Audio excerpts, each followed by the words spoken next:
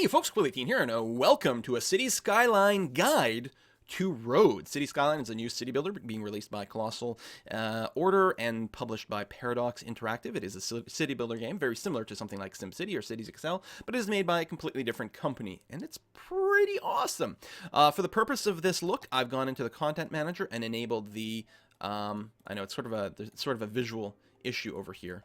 There we go. I've enabled the unlimited money and unlock all functions so that we can just build with our heart's content and not have to worry about anything. This is a pre-release copy. This may not be the same version of the game that you are going to get access to when the game is released. So if you see anything weird, don't freak out about it. It might be different by the time you get your hands on it. What map we play on doesn't matter for this particular little video. We'll just go ahead and jump in. We're just going to look at the different roads and talk about how the roads work. This is also going to impact such things as zoning, for example. So, all right, we've got our empty city here. We've got unlimited money to work in. We've got our starting square here. Of course, if you don't know, you can go ahead and expand your territory by unlocking more squares as you go. We're not going to need any of that right now, though, but it is a really nice thing to have. Okay, and so here's our starting city connection. We have to be connected to the outside world somewhere at some point, and this is the highway that connects us to the outside world here, so people can move in and out. So if we go to our road building tool over here, we can see that there are different categories. There's small roads, medium, large, highways, and also an intersections tool, which basically has pre-made intersections for you. Now, this, for example, if I put down this sort of roundabout here, there's no reason I couldn't actually make this on my own. It's just they've got some convenient ones in there for us, and you'll also be able to grab more of these things as mods from the Steam Workshop, which is going to be really nice. So let's go ahead and start with small roads and just do something very basic. Down here on the left side, you can see there's different tools for building the road. We're going to start ahead, or go right ahead with the straight tools. Let me go ahead and just do that. You can see it sort of snaps at a 45-degree angle so that it's easy to make nice squares. If I put that down, you'll do that, and then I can sort of stretch it up, and again, it'll sort of snap. One thing to note, there's sort of a minimum angle for the intersection, so if I go ahead and start pulling to the right over here, you'll see at some point it'll stop making a sharper corner, and rather than just turn red right away, it'll actually let you build it anyway with a curve. So even though we're on a straight line tool, at some point it'll say, like, listen, I can't make the intersection any sharper than that, but if you want to keep going, I'll build the curved road. And then at a certain point, it'll be like, okay, no, you can't loop back on yourself. That would be crazy sauce.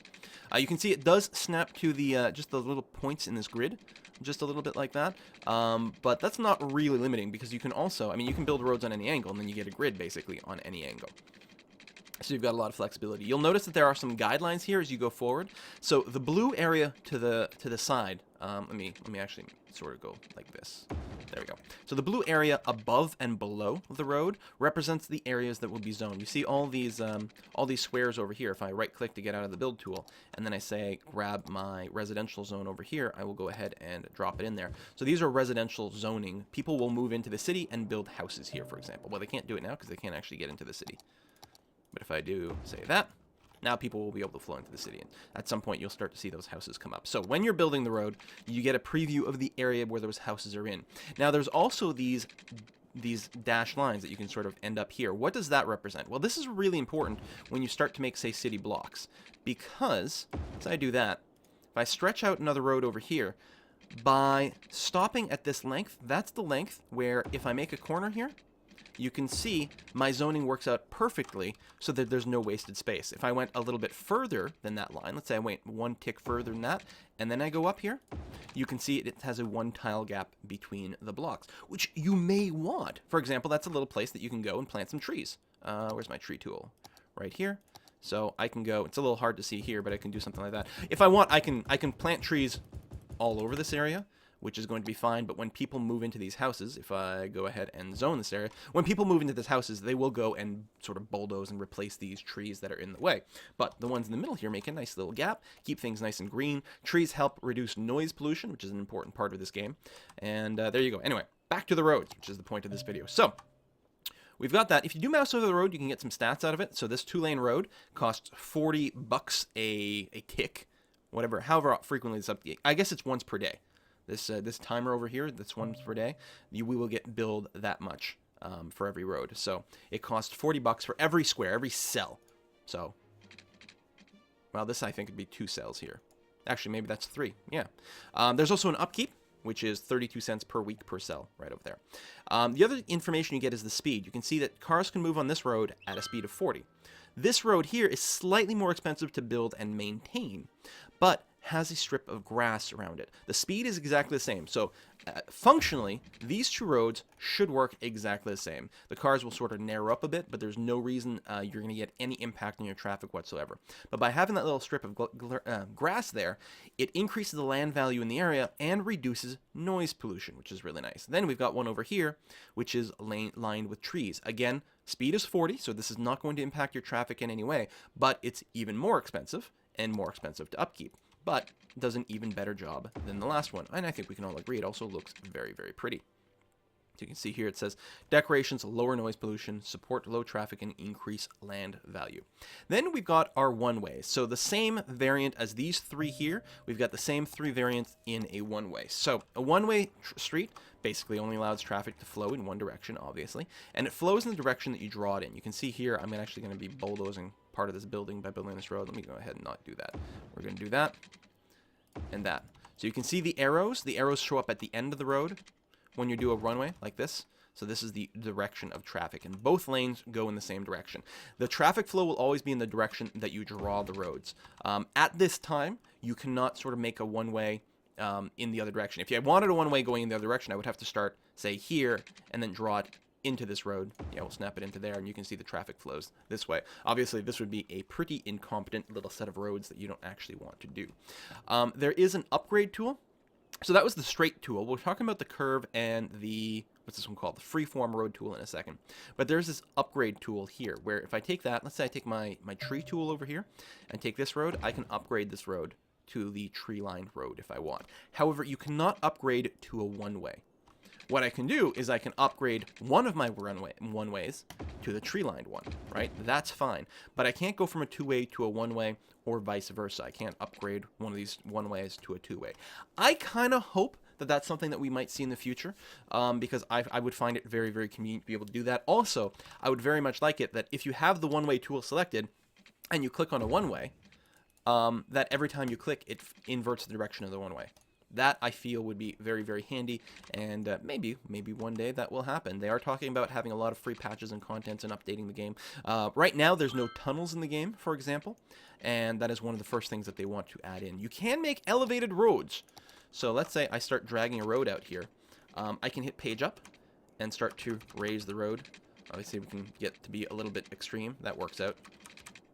So we can do this, and now we can stay on this level, make some roads like this, and if I connect it over there, it'll automatically go down, or I can page down. I can keep paging up at this point, that's okay. And yeah, if we connect it there, then it'll be nicely connected.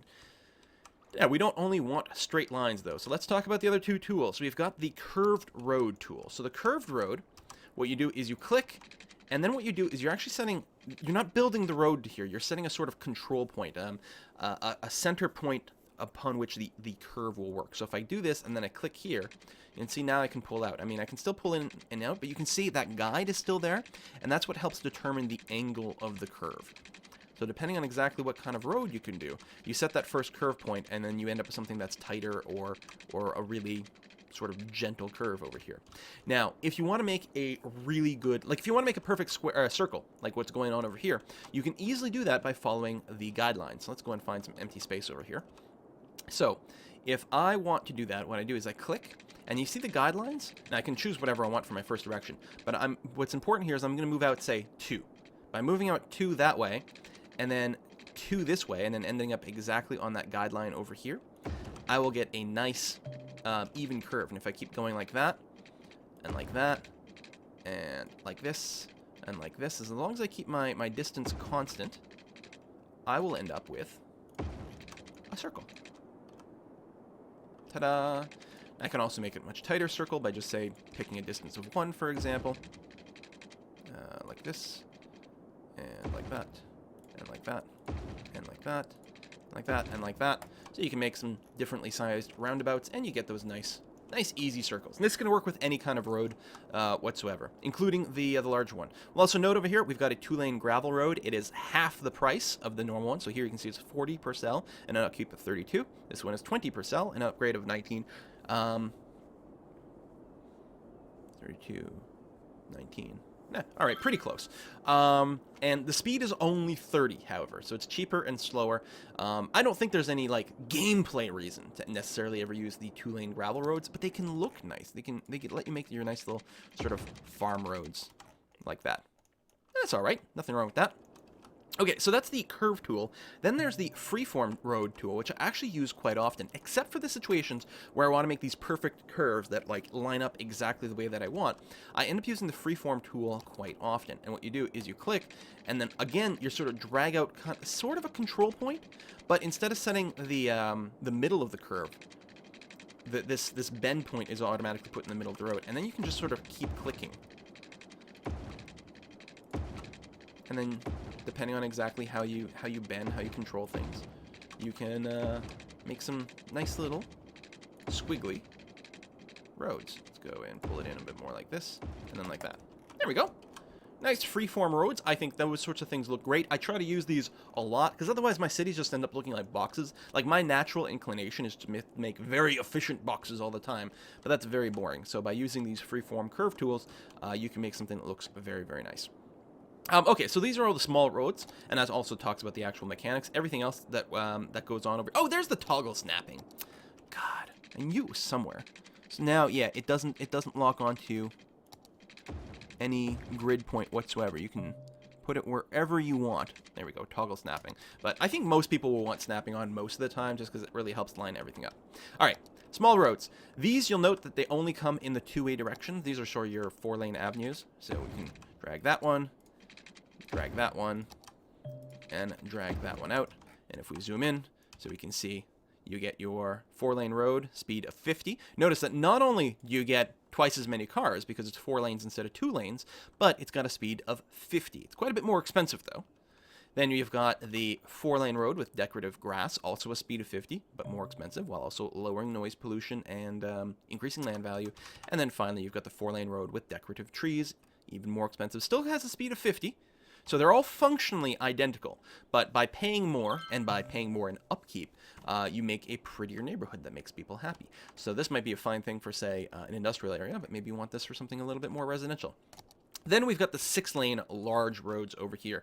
And just like the small ones, they come in 1-way, or rather sort of 2-way directions and 1-way directions. But other than that, not a whole lot to talk about. Like so, and like so, and then, you know, the 1-way version. Like this one over here. Ta-da. Very, very, very big. Cars go a little bit faster. They go at a speed of 60, and there's 6 lanes, which is quite a bit. Now, keep in mind, just like in real life, adding more roads and more lanes often doesn't actually solve traffic problems. This is very, very true in real life, even though it's a bit counterintuitive. In fact, a lot of times it ends up creating more traffic problems than it solves. Your best tool for reducing traffic is public transit, you know, buses and that sort of thing, obviously.